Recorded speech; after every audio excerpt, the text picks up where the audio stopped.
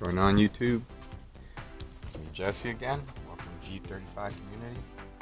Well, as you guys can see, still dealing with this beautiful engine, our VQ35DE. Here's one of the crankshaft or cam sensors, and here's the other one that I took off too. 45 angled one, and then here's the knock sensor. So I'll probably be replacing these guys only because they're, they have mileage on them. And pretty much right now what I'm doing, and let's see if I'm successful.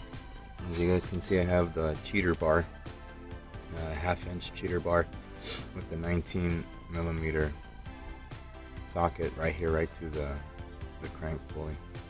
What I'm gonna do is, I've been seeing some of these things done, is I'm gonna power up the battery and I'm gonna give it a quick crank, and hopefully that this bolt right here will actually loosen. And you guys can see I have it pretty much down there on the piece of wood, so hopefully it doesn't really do any damage to the floor or to the car itself. So we're gonna give it a shot and we're gonna see what's going on. Alright, let's cross our fingers.